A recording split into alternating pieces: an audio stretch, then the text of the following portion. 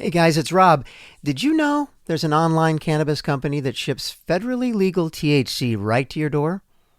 And they found a way to combine THC with carefully selected functional ingredients to create gummies, baked goods, and flour for whatever type of feeling you'd like to achieve. And I'm talking about Mood.com. They have an incredible line of cannabis gummies, and you can get 20% off your first order at Mood.com with promo code THEN-AND-NOW. So forget one-size-fits-all supplements that only get you high. Mood's functional gummies are optimized to really start to work for you in as little as 15 minutes. And they take you to the mood you're looking for.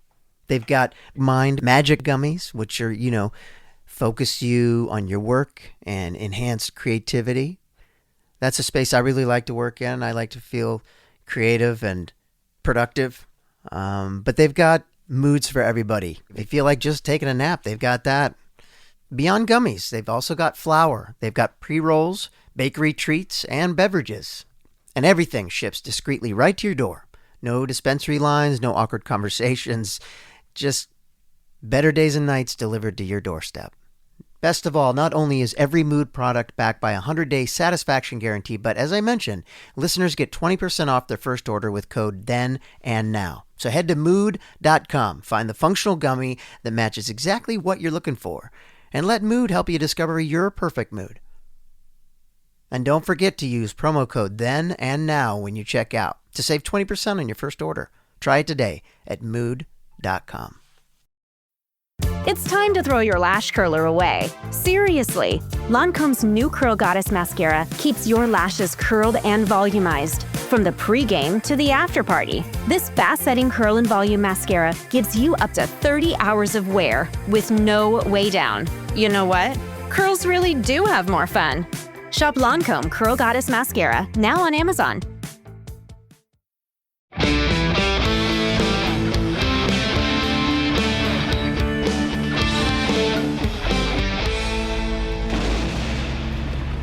In 2005, two brothers hit the road in search of their father and wound up fighting demons, angels, monsters, and fate itself. Over the next 15 years, Supernatural became more than just a TV show. It became a family with one of the most passionate fan bases in the world. I'm Rob Benedict. I played Chuck Shirley. You might also know me as God. And I'm Richard Speight Jr. I played Loki, the Trickster, and Gabriel. And I also directed more than a few episodes. Now, we spent years making this show, but we never actually sat down to watch every single episode in order until now. And that means that each week we're watching Supernatural from the beginning, now diving into Season 8, the year of purgatory, prophets, and the pursuit to close the gates of hell. And we'll be joined by cast, writers, directors, and the crew who help bring each episode to life. You'll hear behind-the-scenes stories, our honest reactions, and maybe learn a little about how television gets made along the way. Now, I'm warning you, there are gonna be spoilers. And remember, this is our first time truly watching the series, so if we miss a detail or don't remember what happens 3 seasons from now, well, that's part of the fun. So join us as we keep the engine running, hit the open road, and fall even deeper in love with Supernatural.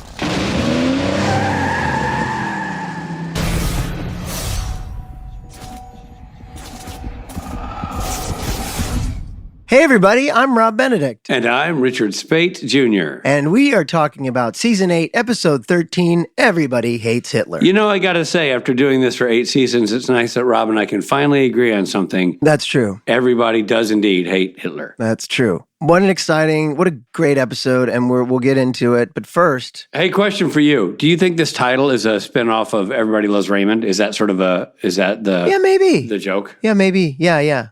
And it might have been before... Everybody Hates Chris. Do you remember that? Right. Yeah. Because I kind of felt like, they usually have a rock music title correlation or something, but I felt like this was this. Yeah. And it's Ben Edlund, from the mind of Ben Edlund. Good Lord, is it from the mind of Ben Edlund? Yeah. In all the magical ways. Yeah. And certainly this was one of the ones, we'll get into it, but this is one of the ones where I always say I like to guess who directed, dude, who wrote it. And I was right and I was right. Yeah, exactly. But anyway, you were saying. Well, I was saying hi. And I was saying, thank you for listening. Well, you're welcome, buddy. But it's also a pleasure to participate with you. Yeah. Well, Also, everyone out there in listening land, thank you for listening. In Listenville? In Listenville. And a special shout out to our Patreon folks who are with us live today. We actually are live. Yeah, we lie a lot and say we're live. We're liars. We're actually live. We could actually take a call right now. Yeah, we're still liars, but in this one instance, we're telling the truth. Yeah, we're liars, but we're nice guys. We're liars, but we mean well. But we do appreciate everyone who turns up every week and engages. Yeah, that's not a lie. We like the Patreon folk. Yeah. They keep the lights on. Yeah, and even more, yes, Patreon people, we couldn't do it without you. And everyone else listening who isn't a Patreon subscriber, that's okay. We love you too. And we do. We appreciate you following us on social media and spreading the word. You know, spreading like the word to your when friends. Rob and I go to conventions and we talk about Supernatural then and now, we get a lot of applause, but it's not 100% applause. We're still spreading the good word. So we'll take all the help we can get, getting the word out. We still meet a lot of people who are like, say what now? Podcast? You guys? Well, we also meet a lot of people who think I'm you. Well, yeah. We meet a lot of people who have no idea who we are. No, and one of those people is JC. Your wife, yes. My wife. Well, she knows me, but nevertheless. Well, Robert, should we get into the summary of this whole son of a gun? Let's do it. For the first time, I'm reading this for the first time, everyone. Here it goes. In 1944, Belarus, a group of Nazi necromancers. That didn't right away. I didn't right away know what that meant. No. First of all, I don't think we knew they were Nazi necromancers. We knew they were Nazis, but we didn't know they were necromancers right out of the gate. No, I'm saying I don't think I knew what a necromancer was. Thank you for your candor. Neither did I. Yeah. And I was going like, is that people who like to bang the dead? Or The like dead, yeah. I thought it was people who like to bang the dead. But those are narcoleptics. No, those are people who fall asleep. What is the dead bangers? I think necrophiliac? Wait, necrophilia? Yeah. Well, what about necromancy? Why can't there be a little romance? Before the philia. Yeah. I know. But nevertheless, this is a different thing. Dude, it'd be really weird to be a narcoleptic necrophiliac. Like you're going at it with a dead person and then off you go. Well, how about a narcoleptic necromancing necrophiliac? Oh, yeah? You're just trying to romance a little dead person and then you fall asleep. Yeah, while doing some spells. All right. Well, listen, I want to start right out of the gate and go, this opening sequence is phenomenal. Phenomenal. And we never get to do a genuine war sequence. So that's, and I know you're a big World War II guy. And the period elements of this felt spot on. I mean, they went to great lengths to make this feel right. Yeah, you really believe that. I don't know where they found that house. It looks like the old World War II German house. Yeah. Anyway, this group of Nazi necromancers belonging to the Thule Society conduct a dark blood ritual inside a stronghold. Their ceremony is violently interrupted when a massive humanoid creature smashes into the building, slaughtering nearly everyone. As the fortress burns, the Thule commandant completes a spell that allows him to escape death, vanishing, while a mysterious red ledger is sealed away. Isn't Thule something that's referenced in Ghostbusters too? The sequel? Ghostbusters as well? I don't know. Like Thule. Oh, Zool. Somebody typed in it Zool. Okay. Yeah. Okay, never mind. It's from the Ool family. It's also Sewell if you have a lisp. Good point. Thank you. In the present day, Sam and Dean Winchester settle into the newly discovered Men of Letters bunker. Hey, huh? Dude. How about that reveal? That was a really cool reveal. And like, I got to be honest. Yeah. That got me because I'm like, oh, dude, we're in this set forever. That's our home. Yeah, I know. I couldn't believe that it was this early. That I thought that was much later. This early? 8 years in? Yeah. I thought by the time I was there in season 11, I thought it was a fairly recent set. Dude, I was moved seeing Men of Letters. And I think we can all agree, like, knowing that doesn't exist anymore has been pulled apart by the TV world. It breaks your heart. It's an amazing set. Jerry Wanick and his team just did unbelievable work designing it. And its permanence, which we know now because we already know that it stays around, you can feel that it's built to be permanent. It looks permanent. It feels big and grand and stable and doesn't feel like a set. It feels awesome. We finally have a home base. The boys finally have a home. Yeah, dude. And like seeing Jensen in that robe, like he wears that robe in Just My Imagination, that episode I directed years later. Like it's so fun to see them establishing things. Yeah. I really got sentimental. They're going like, oh, look, there's a communications board and reel to reel, whatever they were scanning by. And I'm like, oh yeah. Yeah, and the knife thing that he picks up. Yeah. That was always there. By the way, laugh out loud is like, they probably didn't even sharpen. Yeah, that was really funny. It's sharp. And they went to, like, for all the years, I was like, yeah, they never used the chessboard. Boom, they're right there in the chessboard with all the ashtray and coffee cups and everything. It was awesome. And the map table, I mean, all of it. Super special. Super great reveal. And of course, at the deft hands of Phil Segresha showing us all that. It was awesome. Yeah. No, it was really fantastic, and it was emotional, and it was like, oh, wow.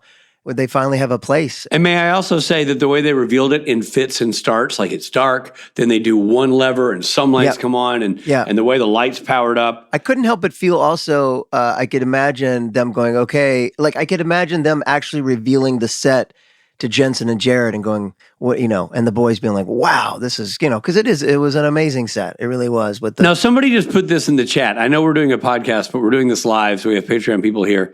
Somebody put in the chat here that the Hollywood Horror Museum said they wanted to have the Men of Letters as a permanent display or exhibition back in the day, but COVID negated that plan. That's a shame. Man, screw you, COVID. Well, anyway, in the present day, Sam Dean Winchester settled into the newly discovered Men of Letters bunker, marveling at its resources.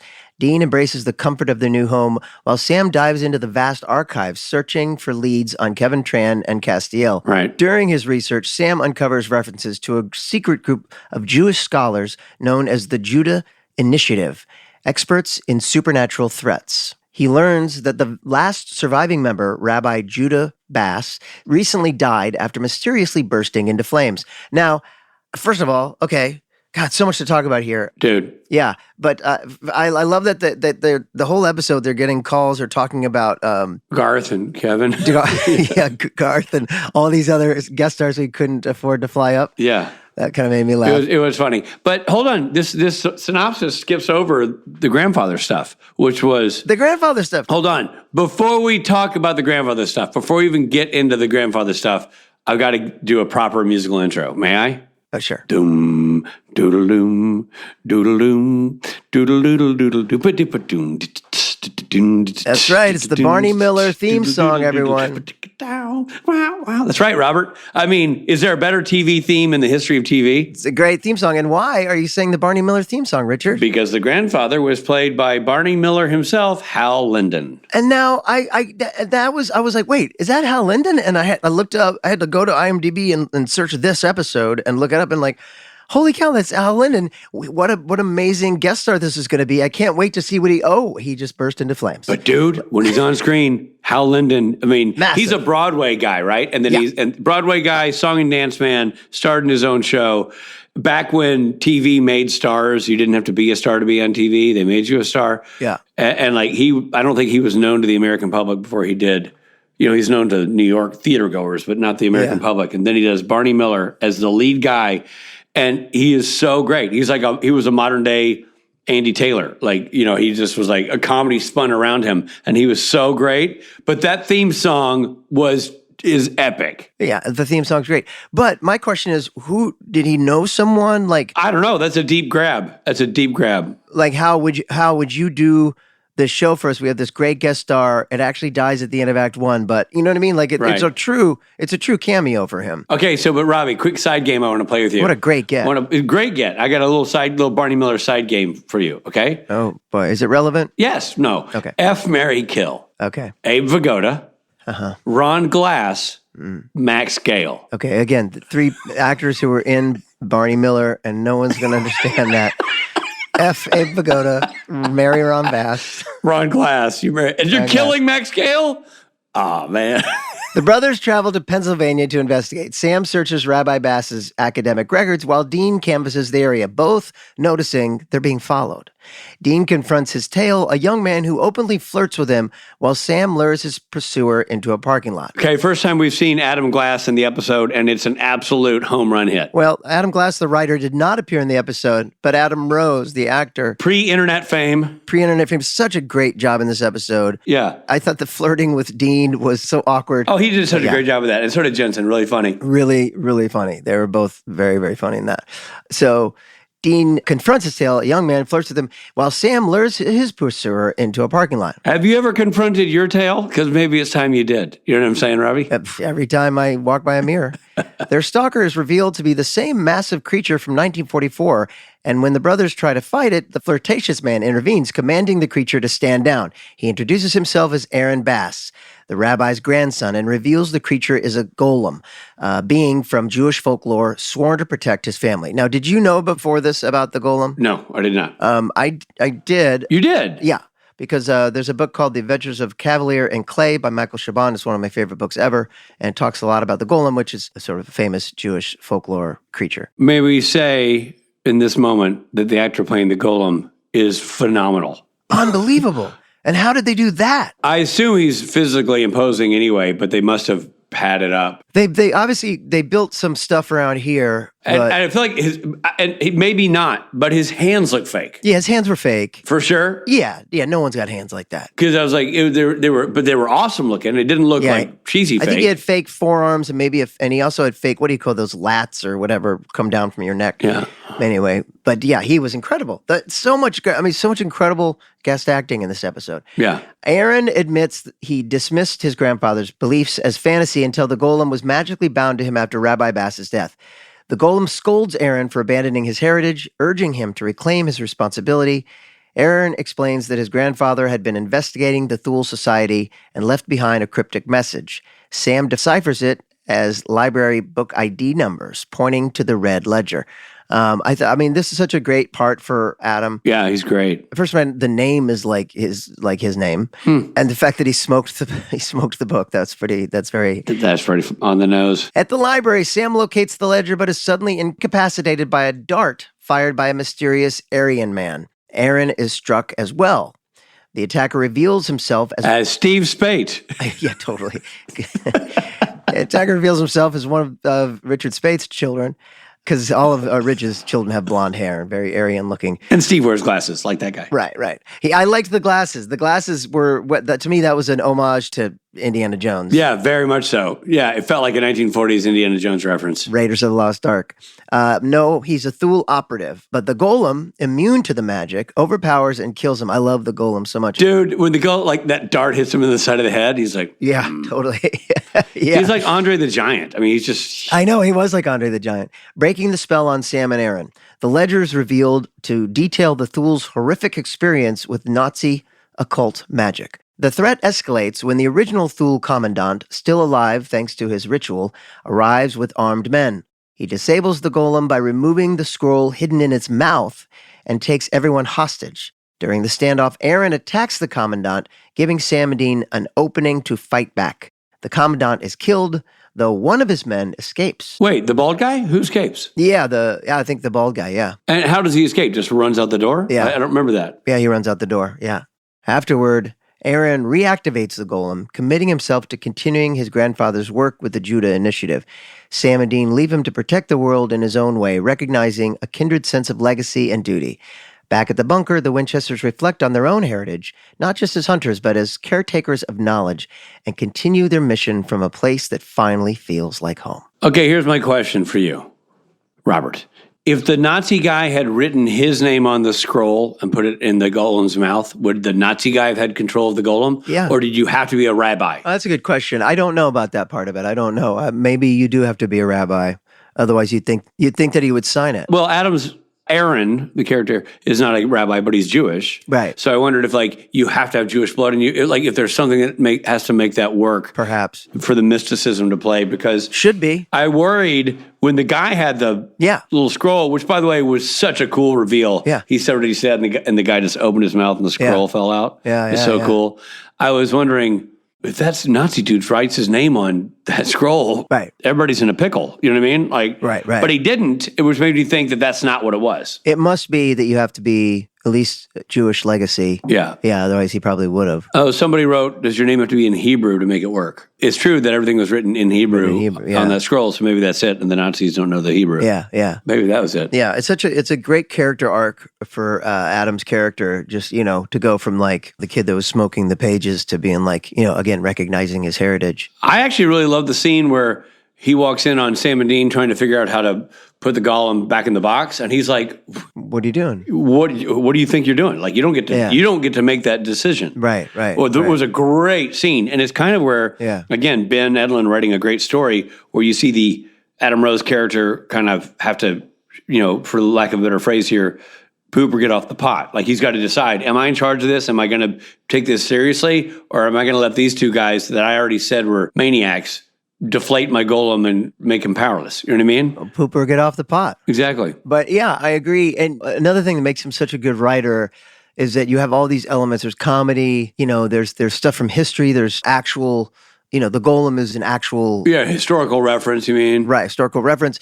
And also like connecting the brothers and their legacy as hunters with a character like Aaron and his legacy, and kind of connecting those two things, Even when they kind of had that, the same, we were raised like this, and he's like, well, it was kind of, what I mean? They're comparing their family and their heritage. I love that. Yeah, me too. That was awesome. Okay, well, let's get into the part of the program that Rich likes to call... R, Rob and Rich. Ratings. All right, well, I mean, I think it's kind of obvious, but let's hear you say it anyway. Dude, without question, this is a Stapleton. Yeah. And it's not Steel Driver Stapleton. It's good old-fashioned Traveler Stapleton. Yeah. It's a great episode. It's so well written. Yeah. The opening teaser sequence alone, first with the Nazis and then the Hal Linden stuff, all phenomenal, unique. Everybody who's in the German sequence are great. The Hal Linden is obviously amazing.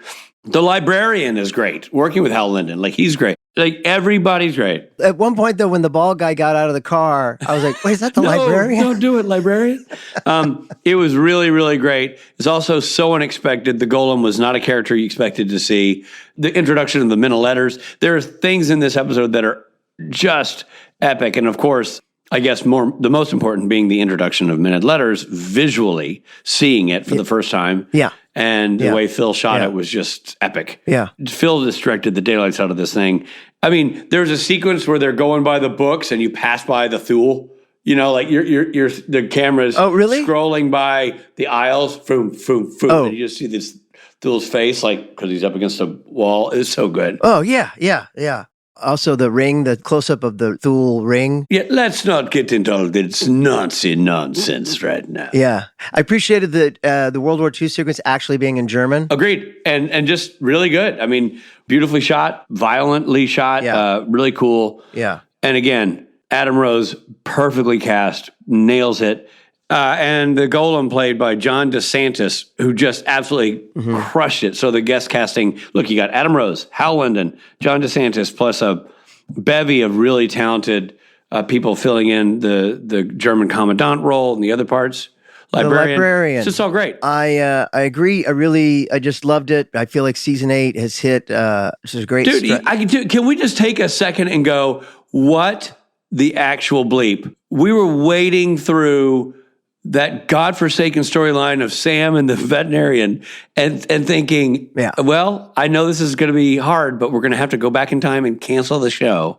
And now it has taken a U-turn and it's been home run after home run after home run. And honestly, I did not know that the Men of Letters set entered the show at this time. So I was pleasantly surprised. I'm like, oh my God, we're there. We're at that set that is the mainstay throughout the rest of the show, like you said. I thought that was so cool, and like you said, very emotional. The whole plot about the Golem, which I've read about, it was just cool to see, and great casting. Great casting. I was like, how are they going to pull that off? And they really did. And kudos, I got to say, we should give a shout out to Jeremy Carver because he's the new showrunner along with Bob Singer, crafting steering the great cruise ship that is a TV show. And these stories don't make it on the air if the showrunner says no, and he's greenlighting some great stories as season 8 progresses. Yeah. It's really awesome. So kudos to Jeremy Carver. Yeah, we've just kind of have home run after home run. So it's obviously, I would normally give this the 1984 Top Gun Kenny Loggins. However, just given the episode, I'm going to give it the Topol. Dude, thank you. Thank you. I really appreciate that because I love Fiddler on the Roof. It's one of my favorites. The original actor who played the lead in Fiddler on the Roof had a nice, long Jewish beard, famous Jewish actor, Chaim Topol. He has a great, it's him and Fiddler on the Roof. He just has a long, cool, long beard. So I'm going to, as just sort of homage, I'm going to give it the Topol. That's great. Good call. Well, fun. Well, thank you to our Patreon friends for being with us for this live portion of the podcast. We're going to stop and take questions, and then we're going to move on to our interview with Adam Rose. Adam Rose appeared as Aaron Bass in just 2 episodes of Supernatural, but quickly became a fan favorite. He has a long resume of guest starring roles in everything from The Sopranos to Veronica Mars to the Santa Clarita Diet. Plus, he's internet famous with millions of followers across Instagram and TikTok, where people enjoy his short comedy skits. He's huge. As Rich likes to say, he's huge. Yeah. You may recognize his blue sweater. He's Blue Sweater Guy, and he's really made a killing doing that. He's so funny and so good. And here he is, Adam Rose.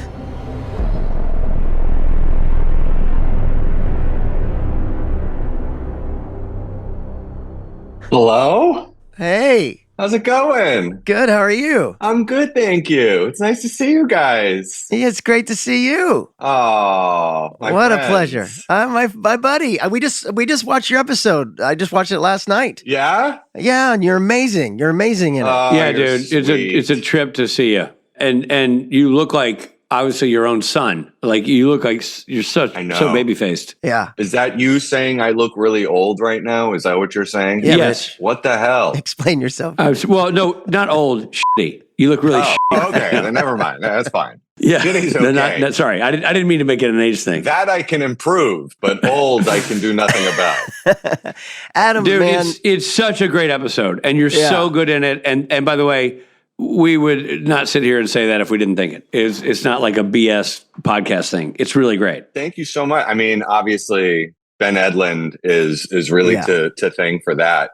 He's Yeah. an amazing writer, and then Phil directing. Yeah, you got the A team, man. I really did. I lucked out. And it's such great guest stars around too. The guy who plays the Golem. Unbelievable. And he Oh, was amazing. he was on a couple times before playing different characters, I think. No way. Yeah, like Ghostfacers, I think. Oh, really? He's in that? Yeah. Huh. Well, Maybe I have that wrong. Maybe it's one of the other ones. But he played. Okay. some he's in other episodes. I saw people talking Yeah. about that, but he Oh, yeah? he is a standout performer in this. So good and such a Yeah. sweet dude too. Like the nicest guy ever. Oh, wow. Yeah. So what, we have so many questions, but how did they do anything to make him look that big? Is he really that big? He is really that big. The only thing they did is they gave him new hands. Yeah. Because he has like normal human hands, but Right, they right, gave right. him big like mitts. Monster hands. And yeah. then they also, to make his back and shoulders look bigger, they put something like a pad on it. But he's a large man. Wow. And that voice is his. Wow. That's What? his voice. Amazing. No way. Yeah. Oh, wow. That's crazy. Oh, yeah. What great casting. When he talks to you, he's like talking like this. It's unbelievable. It's No like, way. oh, yeah. Oh, yeah. Wow. So what'd you do this weekend? Yeah, but he's Wow. like so nice. He's like, hey, right this way. It's nice to see you, man. Nice to see you. You know, it's like, Oh, wow. Wow. Yeah. That's awesome. Is he a Canadian actor or was he from the States? I think he is a Canadian actor. Yeah. He's so good. So the part almost seems to have been written for you. Even the name is similar to your name. You know what I mean? Like, Yeah. Yeah. So how did the part come to you? Was it an audition? It was just an audition. And honestly, I had been on the CW before, like in the beginning of the CW on a show called Aliens in America. And it was right in the beginning when like they were still trying to figure out what that network was. And Aliens in America was like an offbeat single cam half-hour comedy about like a Middle Eastern kid, foreign exchange student coming to Minnesota or something, and like him going to school and the family he's living with and stuff. And it was really great show. And it was on at the same time as like America's Next Top Model and Gossip Girl.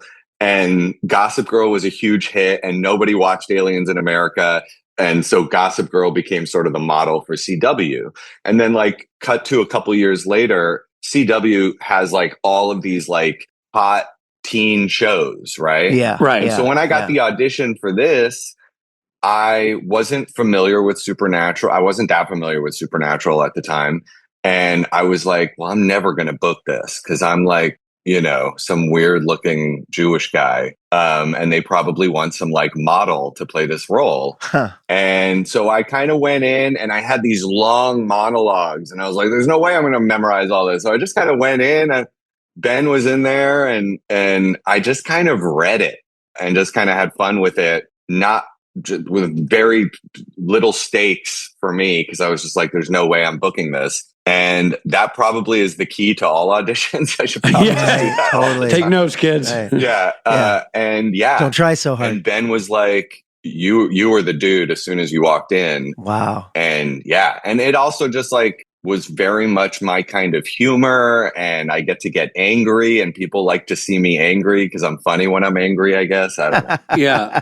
Yeah. And also, like, tell me if you feel differently about the role because it's your character. But I at no point did I feel like it was a dork or a geek or some sort of stereotypical, like they're going to try to diminish this guy. I thought it was just a really well-developed character. They let me be cool. Like I got to be nervous at times and kind of like sarcastic but then also it was sort of this like origin story for a Jewish superhero. Yeah, totally. And that was why there was a lot of me and Ben like had a few meetings about trying to spin it off to see. I wondered. It's a great idea for a sort of a supernatural-like show where you and the Golem are almost, you know what I mean, we're fighting killing Nazi zombies around the world. Exactly. Who wouldn't want to see that? That was the whole idea. Yeah. That was the whole idea. How much traction did that get? Because it's a great idea. Me and Ben had a few meetings about it. We came up with some ideas for it. I think he may have brought it to the CW, but it was sort of right when they had tried spinning it off a couple times and it didn't quite work. Right. And so I think that sort of put the nail in the coffin of it. Right. But I don't know. I still love the idea and I would still do that show in a heartbeat. Yeah. Yeah, dude. Yeah, no, I thought about that. I was like, I want to follow this guy. Yeah. You know, you mentioned being cool and that's so spot on because the second we meet you and there's the miscue between you and Jensen, but then the next time we see you, you're just like, no, bro, I wasn't hitting on you. Yeah. The fact that the introduction to my character was me fooling the guys. Right. And then all great. of a sudden, like it just made Aaron feel like this really smart, interesting character all of a sudden. Yeah. And like willing to go hit on Jensen's character, just to kind of like solve this mystery and make this thing happen. And then it's such a great journey too, going from like, yeah, man, I don't know. I smoked the book. Yeah, I don't know what to tell you, Oh, and that was the other thing. He was the pothead. I know, totally. I know. That's what I was like. I was like, this was written for Adam. They really did. They just, and again, it's all because of Ben. Like they made this character not one dimensional. Like he was like this. He had a lot. He contained multitudes. Mm-hmm. He contained multitudes. Yeah. Hey there, it's Misha Collins. If you're like me, you want a break from the sound of Richard Spate's voice, we'll be right back after this.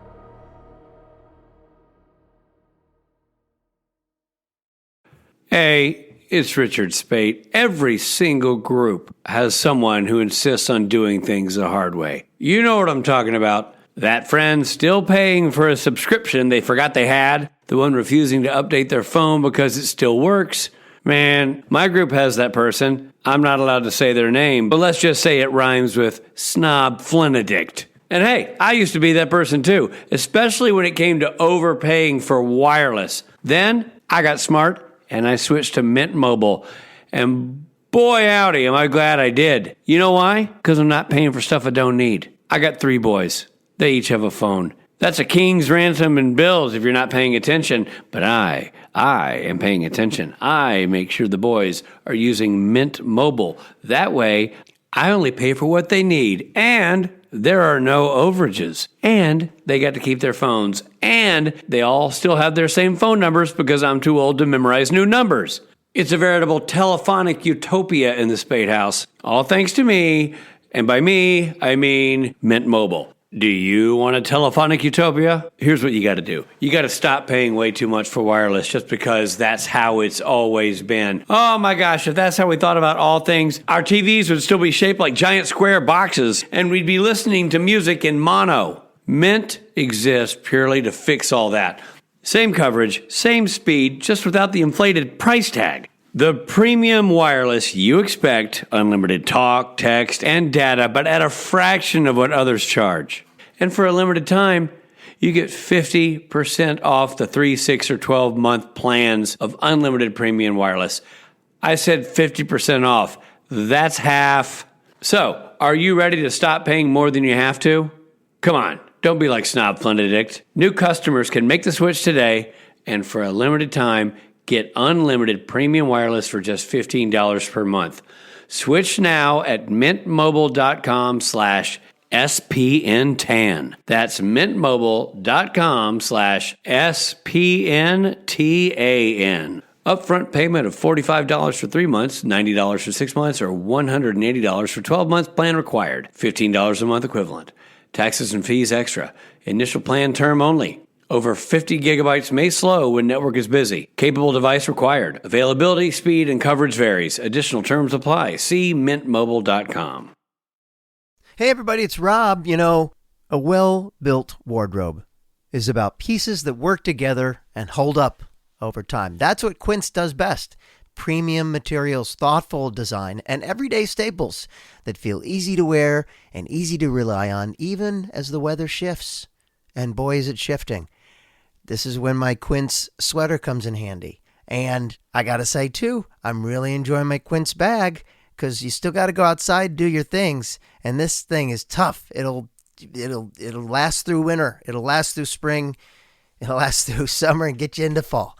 Quince has the everyday essentials that I love with quality that lasts. Organic cotton sweaters, polos for every occasion, lighter jackets too that help keep you warm as the season changes from super cold as it is right now to not as cold.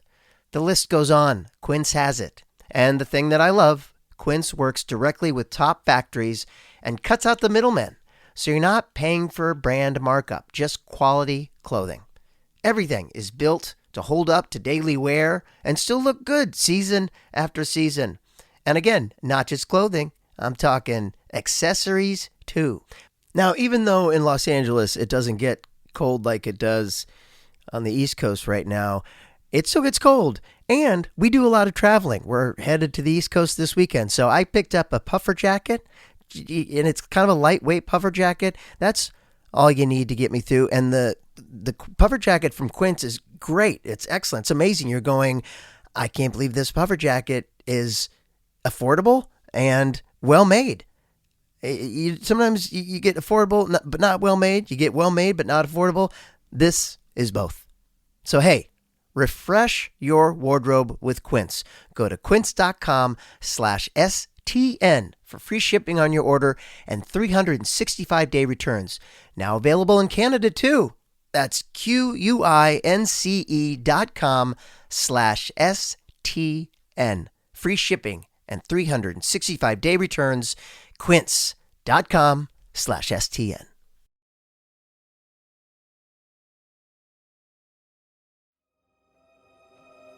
Thank you for supporting Supernatural then and now. And now, back to the show. Another funny quick story about the episode. In the beginning of the episode, if you remember, Hal Linden plays my grandfather. Yeah, dude. Okay. Yeah, Crazy. dude. How epic is that? Okay, so funny story. When I was 12 years old, I was doing a play called The Gathering with Theodore Bickel, who was the original Captain Von Trapp in Sound of Music. And I did it. I've done a couple productions of it in New York and in Florida. And then they were about to do a pre-Broadway tour before going to Broadway. And I stayed on, and Theo had to go do Fiddler on the Roof. And guess who they cast to replace him? Hal Linden, who I did Oh, wow. a whole tour with around the country, and then cut to, I don't know how many 15 years 2013. later, Yeah. he's playing my grandfather on Supernatural. Oh my God. Did you meet him? Yeah, we saw each other. We saw each other at the hotel. We went to lunch. It was wild. Amazing. Yeah. I couldn't believe he died so soon because I was like, Hal Linden. I know. It's Hal Linden. I thought he was going to be through the whole episode. No, It's crazy. Yeah. Wow, yeah, that was great too. It was really a special episode. So you talk about your background a little bit. What was your? So you come from a theater background? Yeah, I grew up in New York City doing theater and some TV and commercials and movies. What was your first kind of big break? I'm still waiting for that. Yeah. Come on. My big break. I don't know. I didn't have any big breaks in New York, honestly. Like I was just one of those like middle class working actors from the time I was 8 years old, like just auditioning all the time, doing commercials, doing little TV spots, always doing a play off Broadway or doing this.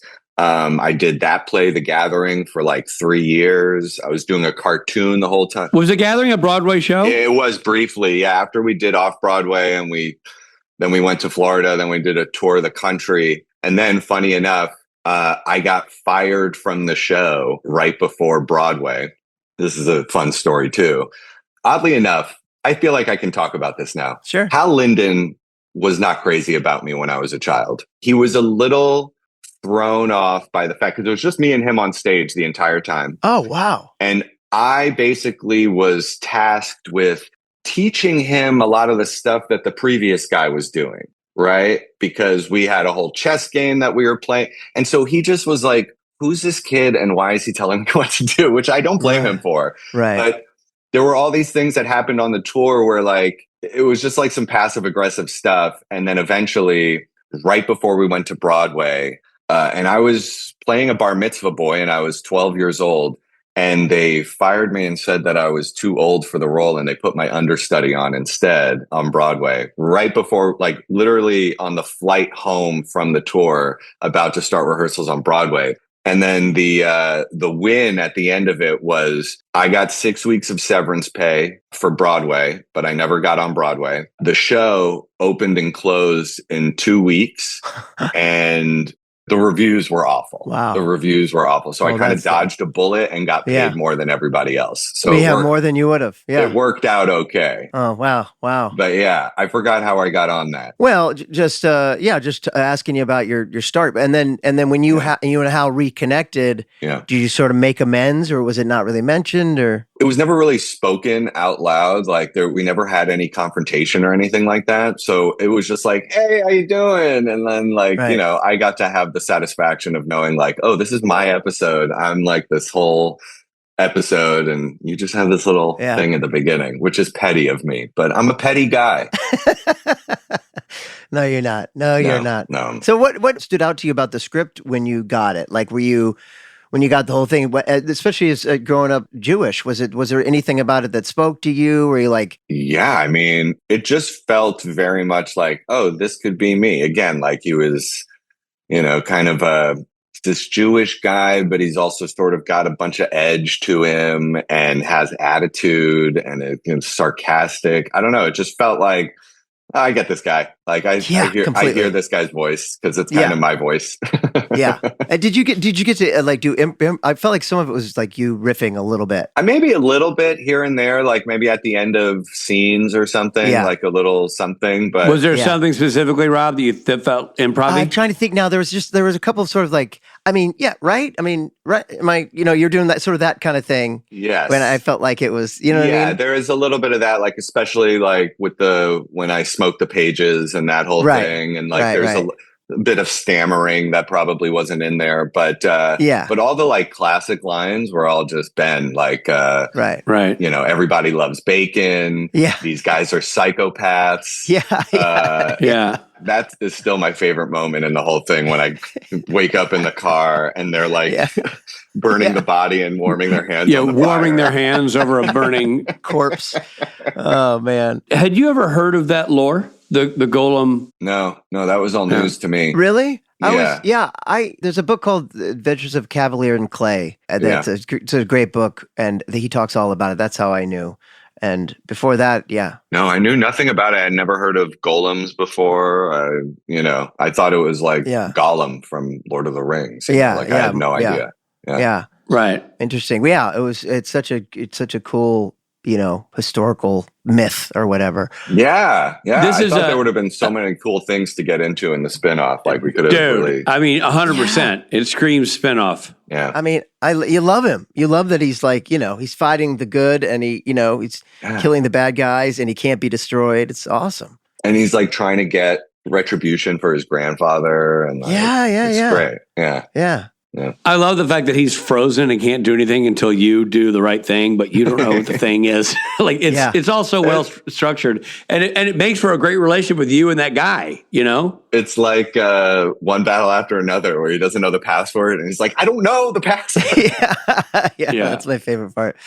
I like that. At one point, it was like you guys almost like go out for a meal and come back. I imagine you're out for dinner and then you all come back and he's still there at the door. He's still frozen. We went out for some beers. Yeah, I know. Yeah, it was funny. There's like a time jump. I assume they went and burned the bodies, but yeah. The other thing that I thought was really cool, and I imagine this is the sound design. How they made the Golem's footprints so loud through all those scenes when he was... And he's like circling us. Yes, he's circling you. That's a great, when you're doing the monologue and all that. But he's going clomp, clomp, clomp, clomp, clomp. Yeah. Like, I know, I'm sure that wasn't, this added later, but it adds such a great density to that character. Totally. And that's props out to Grisha, too, who really staged that whole thing. Which makes sense because he was the master of post, Yeah. Man, that scene, that monologue just goes on and on and on. And I remember the night before, I'm like writing all the words down and putting it up on the walls in my hotel room. It's like, oh man, I was nervous about getting all of that. Yeah, I bet. Was that early in the shoot? Like, was like day one or anything like that? I feel like that was day one. I feel like we got that out of the way day one. I was just like, oh my God, I have like 2 full pages of just me talking. Yeah. It feels like the kind of thing you get handed on a day one. Just with luck, Totally. But I kind of like it because you get it out of the way and then you feel like it's cruising after that, Yeah. Yeah. Well, and again, what's so great about what Phil does directing it is it doesn't feel like a super long monologue. Right. And then like halfway through this, you're going, oh, wow, this is a long monologue. Yeah. But he's cutting. I didn't even think about it till right now, to be honest, which is a compliment to your acting and Phil's staging. No, and it really doesn't feel like, okay, not at all. It's like Golem's walking around, checking the windows. The boys are actively listening. You're doing a great job. It's really well staged. Well, thank you for saying that. I appreciate it. I mean, I feel like I had a little upper hand. I've always had an upper hand with roles that have a ton of dialogue because the class that I did growing up was all basically monologues. We did some scene work, but it was all monologues. And so you really kind of honed that skill. Yeah. Did you love working with Phil? Was that He's fun? the best. Yeah. He's the best. And it was just great because I forget how many episodes he had directed that, but it was just like, he knew everything about the show. He, because he's always working on the show. He wasn't a director who just was like coming on out of the blue kind of thing. Right. No. Yeah. He's the guy. He's the guy. And so it was like, I felt like I was in really good hands because he knows what's going on. And then he even said, what's funny is he was like, are you on social media? And I was like, not really. Because I wasn't at the time. Whoa. He's like, you should be. And just wait. It's going to just go when this episode airs. Dude. So I'm like, okay. And so I'm on Twitter and I'm on Instagram and sure enough, like as soon as the episode aired, my Twitter, blew up. I mean, it was blown up for me, which was like a few thousand people, maybe 10,000 people followed me all of a sudden because of that episode. And it was like, whoa, he wasn't kidding. And it's like, the memes and everything. It was my first experience with like something on social media that other people were interacting with. Wow. Does he get 10% of everything that you get? Yeah, I send him a check. I send him a check every day. Every day I send him a check. Yeah, look at you now. Wow, that's amazing. Did Phil, on your last day of shooting, did Phil walk over to you and go, 2 words, blue sweater? That's all I'm saying. Blue and he walked away. Huh? What? Yeah, then I'd owe him more than 10%. Rich mentioned it before, the scene where you flirt with Dean and then, later on you get to be like, no, man. You know what I'm remembering now? That was the first day. Was it? That was the first day, yes. Yeah. Do you recall any direction from Phil on how to play that? Because it was so funny, that scene. No, honestly, me and Jensen just had a really good little bit going on during that just kind of clicked in. I don't remember him changing much about what we were doing, honestly. It's funny because the way you play it is so understated too. You're not like, you just don't overdo it. You're like, I'm sorry, I thought we had a connection, Yeah, because you want to believe that like this guy is really just like making eyes at Dean, and it's so much so that it makes Dean flustered. Yes, not uncomfortable, like ooh, a gay thing, uncomfortable. It's more like I don't know how to thank like you, bashful. And bashful. Yeah, and honestly, that moment right there, that introduction to my character was such a big part of why it had such an impact on the audience, because it was the first time I think they had ever seen Dean get flustered like that. Especially because it was sort of like a potentially like gay relationship thing happening. Right. People just like went nuts for it, Wow. My favorite line in that is he goes like, no, I'm a federal agent. And you go, is that supposed to make you less interesting? It's a great line. Or when he comes over and goes, why are you staring at me, gingerbread? Yeah. And that was the reason. Okay, so I actually know a little fun fact about that line. That stayed in, but originally Ben told me that he wrote the role for Seth Green. No way. And so why are you staring at me, gingerbread was for Seth Green specifically. But then when they cast me, they just left it in there and they just thought it was funny. Just that he calls me gingerbread for some reason. That's hilarious. That's hilarious. Yeah. That's hilarious. That's great. That's a great little factoid. Yeah. I wonder why Green passed it up. Thank God he did. Yeah. I imagine he was just busy or something because I think they were friends. Yeah. Oh, I see. Yeah. And so what was your Jewish identity growing up? Were you hardcore into it? Was your family? It's weird. We're like, I was born in Israel. Okay. And so oddly enough, we emigrated to New York City when I was 2 years old. So my family, like we're more Jewish than anybody, we've got Jew cred. And yet we weren't religious. Like we didn't go to synagogue really. In the beginning of my life, maybe we went on the high holidays, but that's it. And then we stopped doing that too. We celebrated the high holidays at home, had dinners, Passovers, Hanukkah, that kind of thing. But like, were you bar mitzvah? I was bar mitzvah, but I had this like very small bar mitzvah. I didn't have like the big American Jewish like wedding bar mitzvahs, on the chairs and whatnot. Yeah, no, I got up at 5 a.m, went to the synagogue with my immediate family and my best friend, and did the Haftorah, had the minyan, and then I went to school. Wow. Oh wow! My God. Yeah. Wow, that's quick. That's like a fast food bar mitzvah. Yeah, and like a small Sephardic synagogue, and like most of the people who were there they call that a shotgun bar mitzvah. A shotgun bar mitzvah. Yeah. Wow. Well, that's cool. And again, interesting because the character's a bit that way. And that, what does he say? He said, "I grew up in like in a white community or something." I grew up. I don't remember in a Gentile, like it was. I don't know, but he basically he's saying like. I don't know anything. Yeah, I did relate to that part too. Who's like, he's very clearly Jewish. His dad was a rabbi, right? But like, he doesn't know anything about Jew. And like, I know very little about Judaism. Right. Like I'm Jewish by culture. Sure. Yeah. I like to complain, and I have a weak stomach. Same. But I did find out I'm 11% Jewish, so that makes sense. There you go. Yeah, that makes sense. Man, I miss you, buddy. I wish you.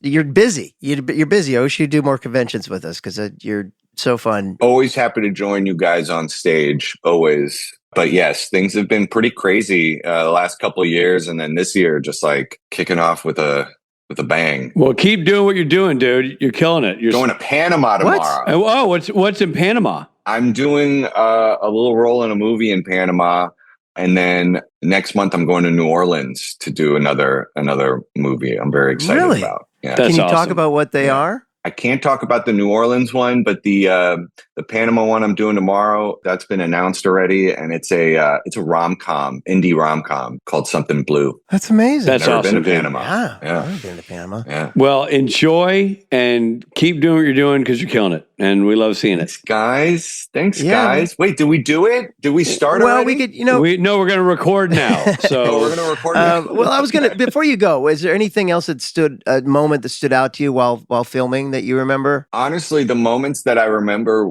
were like the food on set. the food on set was so good. I remember they brought a falafel cart at the end of one day. That's like cool. on your way out, they were like handing out falafels. I'm like, this is the best set ever. Yeah. But then as far as like actual shooting, yeah, there was this one. I've told this story before, like I tell it at cons and stuff. Okay. And I believe it's on the gag reel for that season.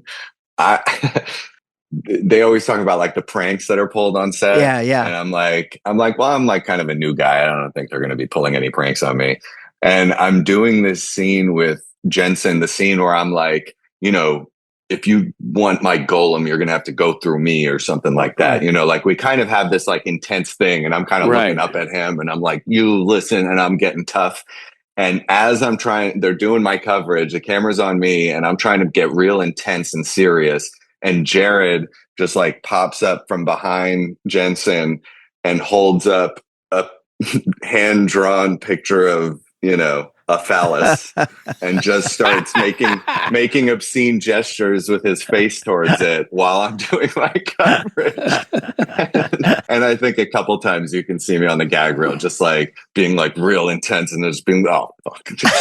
Yeah. And breaking. That's hilarious. Did you guys get along really well, you and the boys? We did. Yeah, we hit it off. Yeah, and we're still friends. Yeah. Like we still text and yeah, we became buddies doing that, and then obviously at the conventions and stuff afterwards. But we hung out that entire 10 days or whatever. Oh, that's cool. Yeah, that's really cool. Yeah. Yeah, well, the episode I'm only finding this out now because Richard and I really don't know a lot, and that's why we do this podcast, because we're finding out about the show that we're on, and everybody hates Hitler is such a fan favorite. It really means a lot to fans. I'm honestly lucky to have been on that show. That show is like the gift that keeps on giving, and I was so lucky to be on that specific episode with that role. It just felt like it did so much for me beyond just one guest star on a TV show. Yeah, it's a home run. Yeah. Good, man. Well, you bring a lot to the table, so thank you so much for saying that. It's so nice to see you guys. Dude, you're great. You're great in the episode, and no shock that you're still out there swinging home runs. Yeah. So keep going. I love you guys. Man. I'm so happy to see you both. We're big fans of everything you're doing, so keep it up. Thank you. I will. And thanks for having me on. I appreciate it. Thanks, buddy. All right, bye. Hey, this is Mark Shepard. We're going to take a break.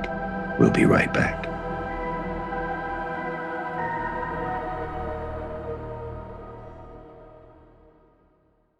Yes, online shopping is quite literally at our fingertips, but that doesn't mean it's always simple to buy. Whether it's trying to remember one of a million different logins so you can actually place your order, or getting almost all the way through checkout before realizing your card is nowhere near you, there are many hiccups that can get between you and placing that order. Which is why it's such a relief when you see that purple pay button that has all of your information saved, making checkout as simple as a tap of your screen. That iconic purple shop pay button is why Shopify has the best converting checkout on the planet, meaning less carts going abandoned and more sales going to you. Shopify is the commerce platform behind millions of businesses around the world and 10% of all e-commerce in the US. From household names like Thrive Cosmetics, Gymshark, and Allbirds, to brands just getting started. And they're not just great at converting sales. If people haven't heard about your brand yet, Shopify can help you find your customers with easy-to-run email and social media campaigns. And they have world-class expertise in everything from managing inventory to international shipping to processing returns and beyond. Tackle all of those important tasks from one place, making your life easier and your business operations smoother. See less carts go abandoned and more sales go with Shopify and their Shop Pay button. Sign up for your $1 per month trial today at shopify.com/realm. Go to shopify.com/realm. That's shopify.com/realm. Gold Bond knows that every glow up starts with radiant skin. So choose Gold Bond Cocoa Butter Glow for a body lotion that's clinically shown to give you smooth, glowing skin. But don't just take our word for it. 88% of people who tried Gold Bond Cocoa Butter Glow saw glowing skin in just 1 day. Gold Bond Cocoa Butter Glow. Nourish your skin. Reveal your glow. Buy now on Amazon.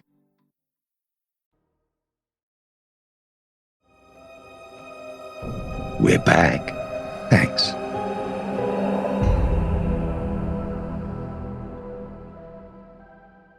Adam Rose. Adam Rose. There he was. Adam Rose, what an episode that he is in. And he's so great in the show. I mean, he's just so fun. Yeah, and he's, we didn't really get into it, but, now he's got a lot of, we said he's internet famous. Literally, he may be one of the greatest guest star success stories from the show. Like, he's built a whole brand for himself. It's awesome. Yeah, he has, and it's paying off dividends in a great way. It is indeed. Well, Rob, that was a wonderful conversation. And, yes, a lot of podcasts would just end it there, but not us. No. No, sir. We're going to go on to a new chapter, a new segment, and we call that segment Mythology.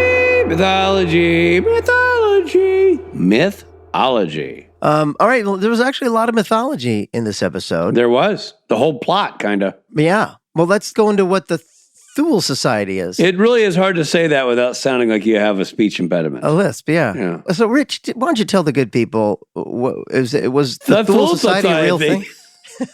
The Thule Society is a German occultist group. A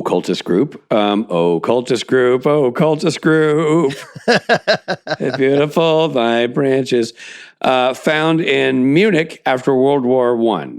The society was a chief sponsor of the National Socialist German Workers' Party, which Hitler later reorganized because it needed some reorganization into the Nazi Party. Ah, man. Thanks a lot.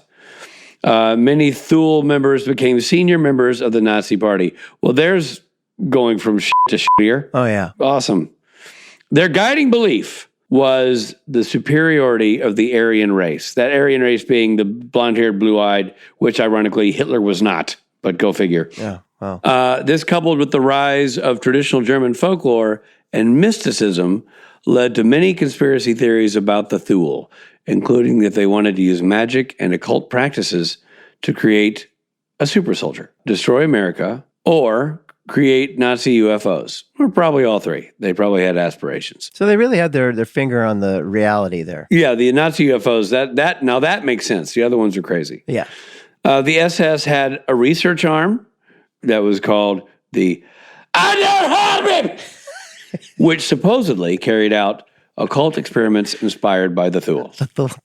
The Thule. Wow, interesting. God, I mean, you say that, I knew that, but I never think about it, that ass-face Hitler wasn't Aryan at all. No, dude. He was a fuck up with micro penis who hated everything and decided to use his hate to power the most effed up experiment on humanity. Yeah. This massacre, because he wanted to create a race of people that weren't him. Sure. He's just a mess. And the fact that he convinced people to follow him it'll be one of the mysteries of our times. I got to say, like, just reading about this, like, you notice we didn't make a lot of jokes. It's just so brutal. It's so awful. Yeah. Such a dark time in the world's history that this rise to power of this organization and what they did and what they represent. It's just all awful. Yeah. And when you see evils now, you go, let's not repeat history. Let's not do that. Let it be a lesson. This isn't scripted. I'd like to go off script here just because I was wondering, as I was watching it, I wanted to look it up. And so I just did. This is about the Golem. So the Golem is a legendary artificial humanoid from Jewish folklore, typically created from clay or mud by a mystic to serve as a protector for the Jewish people, most famously in Prague by Rabbi Judah Loew, but often turns uncontrollable, symbolizing themes of creation, responsibility, and humanity's struggle with power, and has inspired numerous books and films and modern interpretations. But golems often become uncontrollable due to literal interpretation of commands or their creator's hubris, turning destructive and needing to be deactivated, much like the story of Frankenstein a little bit. All right, well, that was no fun. But this next segment will be because, well, at least it better be, because it's titled Fun Facts! Fun Facts! Fun Facts! Fun Facts. Oh, well, here's something. So the title is a parody of the sitcom Everybody Hates Chris, which is a parody of another sitcom, Everybody Loves Raymond. Well, there we go. Now we know where it fell in the landscape timeline of sitcoms. Everybody Hates Chris was about Chris Rock's upbringing, kind of, right? Right. And titled in Hungarian, they called it simply a Közelenség. It took me a second. Anything with an umlaut, and I got to pause. I know. Közelenség, a Közelenség, which means the public enemy. I bet the Japanese have a similar title. Robbie, what did they go with? Well, you'd be surprised to find out it's not either of those things. It's not Public Enemy. It's not about the Golem, really, either. It's loosely translated. It's the happy fun boat that kills you. Okay, well, he is the size of a boat. That's true. I guess that makes sense. And he is, fun. He was kind of fun. I liked him watching him beat up the Thule. And he kills, he will kill people. Yeah. Yeah, I love that scene, by the way, that we were talking about with Adam, where he's like thump, thump, thump. He's just walking around the room, checking all the windows. That's what I was saying. It was immediately one of the most gripping scenes is the footsteps of that guy circling. When he's not on camera, he was still on camera. You still felt him present.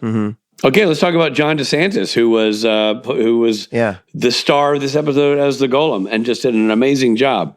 John DeSantis appeared as a monster, which, by the way, I'm not calling the Golem a monster. I'm going to say not a monster, but a character. John DeSantis appeared he appeared 4 times on Supernatural. Number 1, Freeman Daggett in Ghostfacers, which, by the way, in the great pantheon of names, that's awesome. Freeman Daggett. Yeah. He was the Golem in this episode. Scarecrow in fan fiction from season 10, so we have that coming up. No way. Yeah. I remember Scarecrow. There you go. Oh, fan fiction. Sorry. Different one. That's not you? I'm in fan fiction, but I was thinking in my head, the real Ghostbusters. Oh, okay. But you worked with them in fan fiction. I did not. I was in that episode. I didn't work with them. Okay. Moloch. This is his 4th appearance. Moloch in The Memory Remains from season 12. Wow. Amazing. I got to be honest, I'm shocked, as people who listen to this show regularly know, Rob and I are not well-versed in Supernatural. I'm shocked to find out in this category, this listing here, the Golem never comes back. As Golem. Yeah, no, me too. Right. I would have thought that this Adam Rose's character and the Golem would have reappeared at some point. And apparently Adam does, but the Golem does not. That's baffling. It is baffling, and it would have been a great, great spinoff. Oh, so great. But yeah. The bathrobe Dean wears has the monogram TEP. Writer Ben Edlund said it was a homage to late actor Tyrone Edmund Power III. He was a famous screen actor from the 1930s to the 1950s. He appeared in dozens of films, often as a swashbuckler or hero. His best-known film was The Mark of Zorro. Yeah. Power briefly left Hollywood to serve as a fighter pilot in World War II and was awarded 2 Bronze Stars and the World War II Medal of Valor. Man, they don't make them like that anymore. The actors who go serve in a war and then come back and keep making movies. I know. Like Jimmy Stewart or Elvis. Elvis or Tyrone Power. It's awesome. Tyrone Power died young, suddenly at 44 years old, and has a star on the Hollywood Walk of Fame. Gosh, I wonder what killed him. You know those words that we use all the time without ever questioning them, and every now and then if you pause and go, wait, what's the origin of this word? I'm having that moment right now with swashbuckler. Like, we all know what it means, but what's the origin of swashbuckler? That's a good question. What's a swash, and why do you need to buckle it? Why do you buckle it? And why is there a designated person to do that task? Yeah, and is buckler the same meaning of buckle that we have now? I don't know. No, but you know what it is. It's like, ha ha. You know? Maybe he's like swashes you with a sword, and then you buckle over. Yeah, I don't know. Interesting. Anyway, that's an interesting piece of Hollywood trivia. True. The Men of Letters Vault is located in Lebanon, Kansas, which is the geographical center of the continental United States. Oh, I don't know if I knew that. Makes sense. A lot makes sense, like how great this episode is, and how great Adam Rose is, and how great John DeSantis is. It makes you realize all of this makes sense. Yeah. That this episode would be so great, especially when you have Ben Edlund penning it and Phil Segrisha writing it. It all comes together. Yeah. And Jay Greska doing the music and Nicole Bear editing. Yeah, we're just kind of casually doing the credits. But it really is an all-star lineup of people. And no, it really is. Such a unique story. I mean, just so based on a real lore that I'd never heard of. I feel like this is one of those episodes where I learned something too. Yeah, totally. I put it up there with some of the best episodes of this show. Yeah. Truly. And by the way, I mean, I love that you were very wise to give this the Topol. I wish I had thought ahead and given it the Zero Mustel. But yeah, well, you ultimately you did, because you recognize Zero Mustel as originating the role that I know Topol from. Right. I only know that because I was obsessed with the soundtrack my whole life. Still love it. Yeah. And Zero Mostel is the Tevye on my soundtrack. Yeah. And I saw the movie before I saw it on Broadway. Yeah. And if you have the film soundtrack, it's Topol. Right. Exactly. It's the old, are you a Dick York or... Yeah, Dick Sargent. Dick Sargent guy.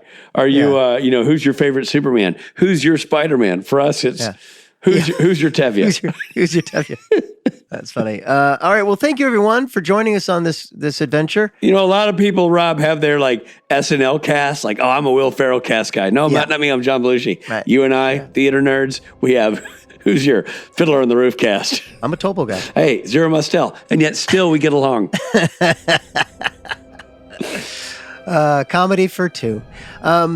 Thanks, everybody. And hey, we're really cooking. Let's hope the great episodes continue. Okay. I have a feeling they will. Yeah. Fingers crossed. Let's do it. This episode of Supernatural features Jared Padalecki as Sam Winchester, Jensen Ackles as Dean Winchester. Guest stars include Adam Rose, Hal Linden, John DeSantis, Bernard Forcher, and Oliver Rice. Everybody Hates Hitler was written by Ben Edlund and directed by Phil Segrisha. Editing by Nicole Baer. Music by Jay Gruska. The assistant sound editor was Eric Moss. Executive produced by Robert Singer and Jeremy Carver. Supernatural was created by Eric Kripke. This episode aired originally on February 6th, 2013. This episode of Supernatural Then and Now was hosted and executive produced by Richard Spade Jr. and Rob Benedict. Produced by Stephen Hine, written by Stephen Hine and Haida Holscher. And edited and associate produced by Trey Booty. If I were Trey Booty, yaddy, haddy, haddy, haddy, haddy, haddy, haddy.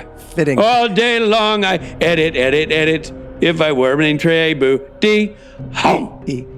Music provided by Tim Wynn. This episode was recorded with the help of Sonic Fuel Studios. This podcast is from Story Mill Media. Follow the podcast on Instagram and YouTube at SPN Then and Now. Become a member of the podcast to get early access, chat rooms with other podcast fans, and video interviews at patreon.com/SPN Then and Now.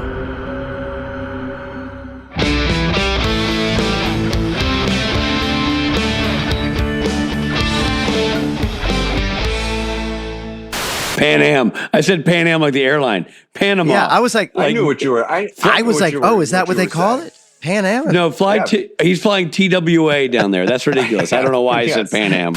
What's wrong with me? I might go down to Mex.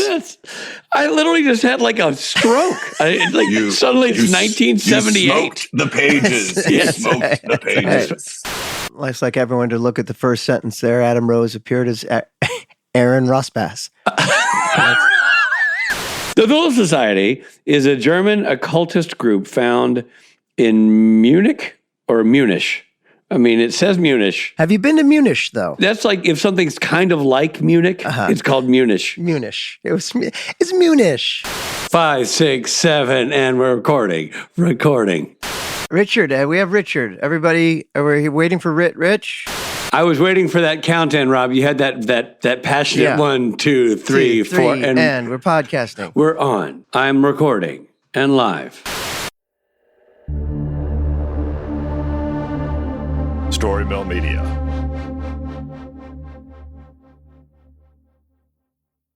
¿Hablas español? Sprichst du Deutsch? Kann du Norsk? If you used Babbel, you would. Babbel's conversation-based techniques teaches you useful words and phrases to get you speaking quickly about the things you actually talk about in the real world, with lessons handcrafted by over 200 language experts and voiced by real native speakers. Babbel is like having a private tutor in your pocket. Start speaking with Babbel today. Get up to 55% off your Babbel subscription right now at babbel.com/Spotify, spelled BABBEL.com/Spotify. Rules and restrictions may apply.